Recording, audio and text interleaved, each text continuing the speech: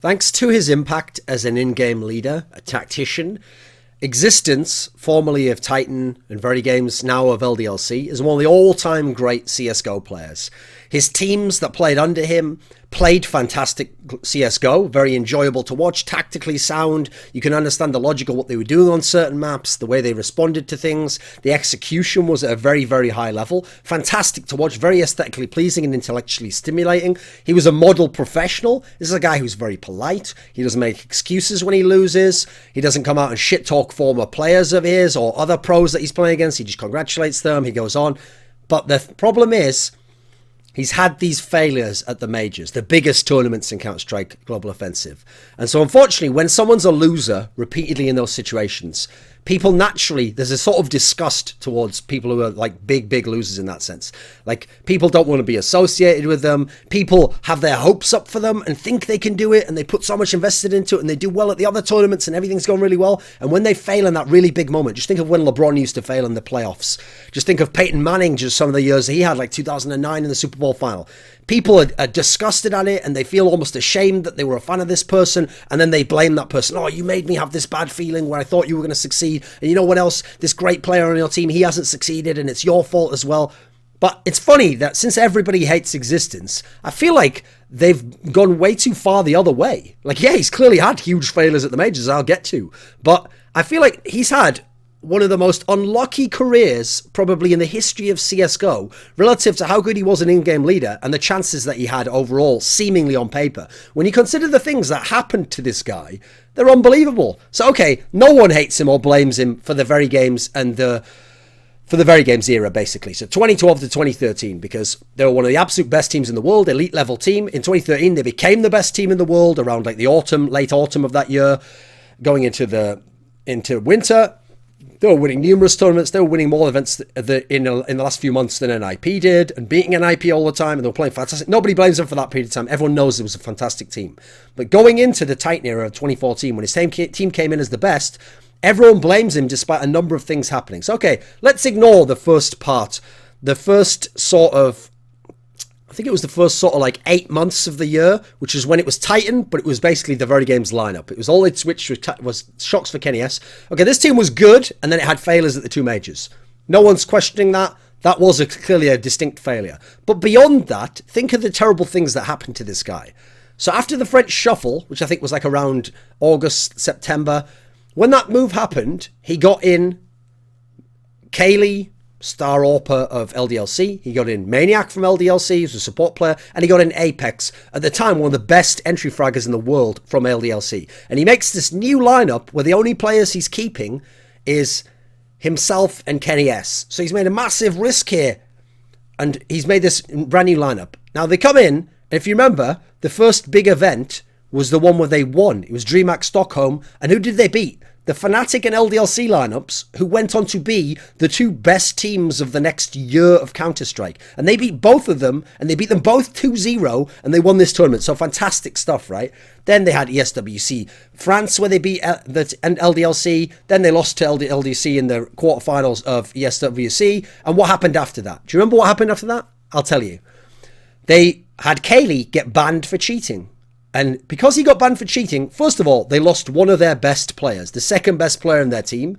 Secondly, there weren't many other talents around in the French team at the time they could recruit, because LDLC's approach had been to stack together like star talents. So there was a lack of star talents.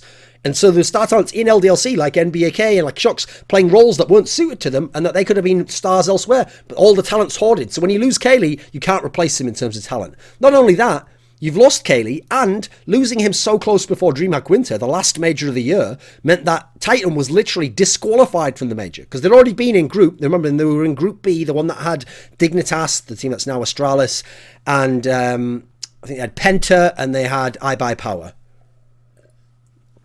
So not only were they told we can't play with Kaylee, but they were actually disqualified entirely. They weren't even allowed to compete in the last chance qualifier to get back into that group and earn themselves a spot again. They were told you're not allowed to play no matter what. They were banned from a major. So one major he couldn't even play in, at a time when he had a team that was very dangerous, because particularly this was a team that had the opportunity to beat Fnatic, and he would go on to later. So they could have been a very interesting wildcard team in like a round of 8 type scenario.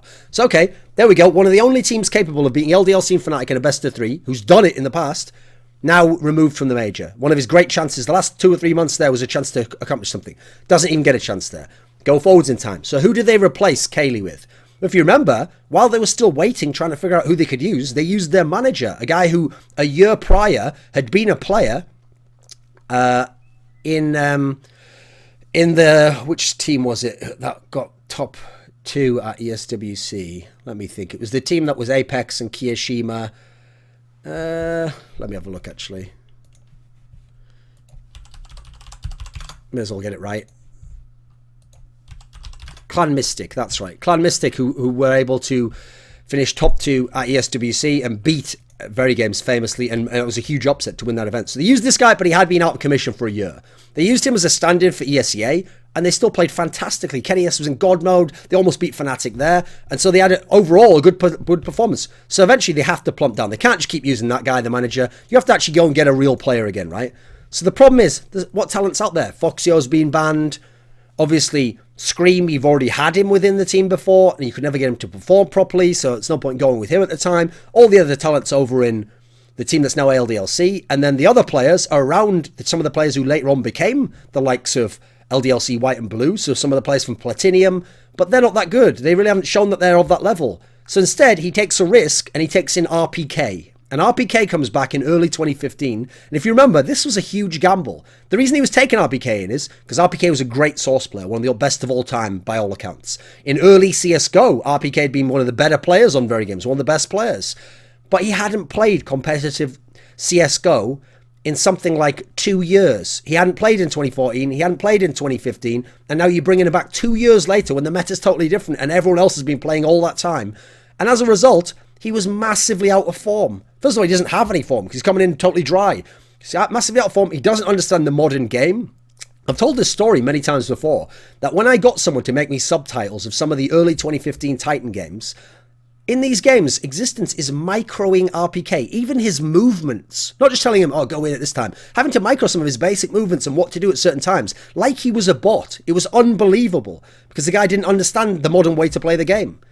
So there we go. The RPK, you had Cayley banned, the RPK's come in, and you're having issues there, and the gamble hasn't really paid off. He's all right, but you couldn't get a lot of star power out of him, and so now it's all on Kenny S and Apex to succeed.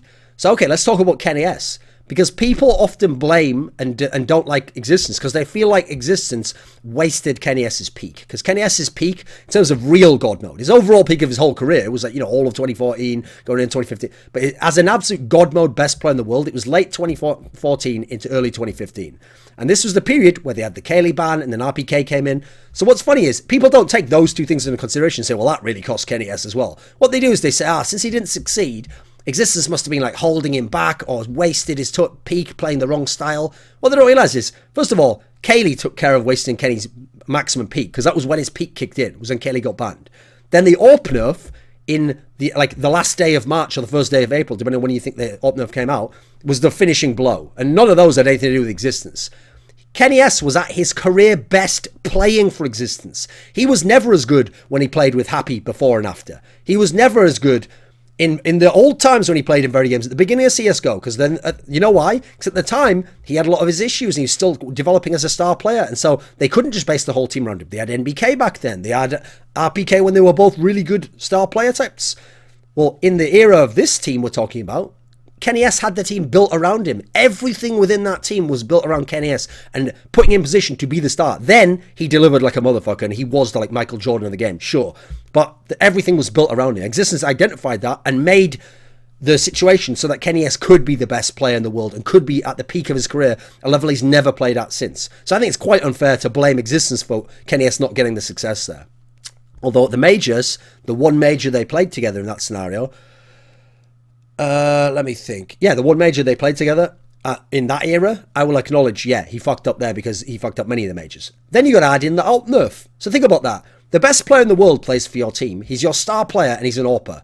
In comes an AWP nerf, which crippled almost all the AWPers, and particularly Kenny S never recovered properly from it. So the star player of your team has individually been crippled, his style's been crippled, and your whole team was based on this one guy going ham. How is that Existence's fault again? What talent does he have to work with? What options does he have? Oh, Kenny, you don't AWP anymore. Whole game's based on Maniac now. Or it's based around Apex now. That's not going to work, is it?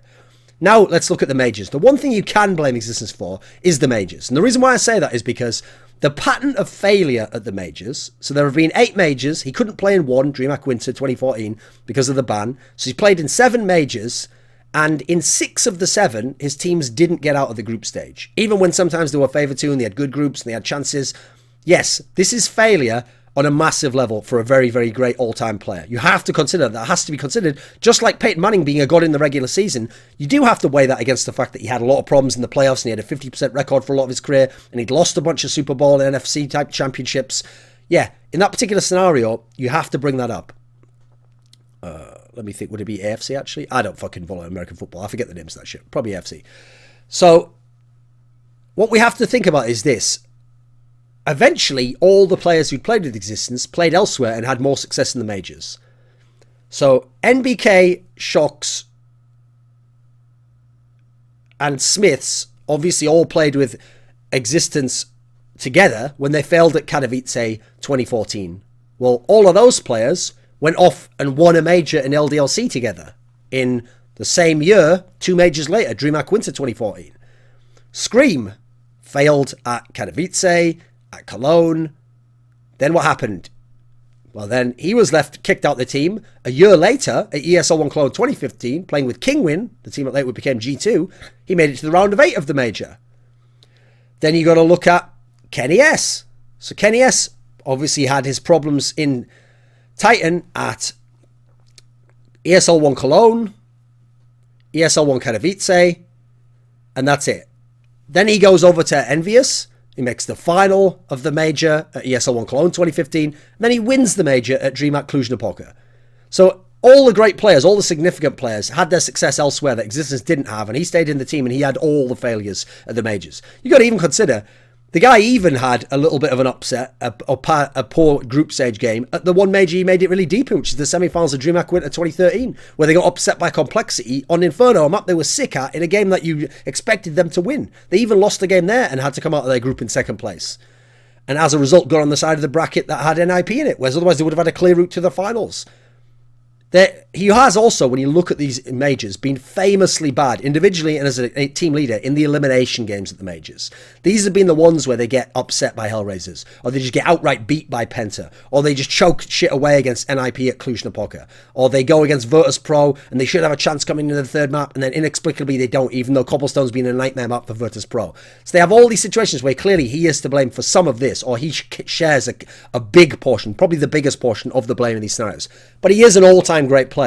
He did have massive setbacks in some of these cases, so you can't, for all these situations, just look at the result and just take out all the context and make it like he's in the position everyone else is in that scenario.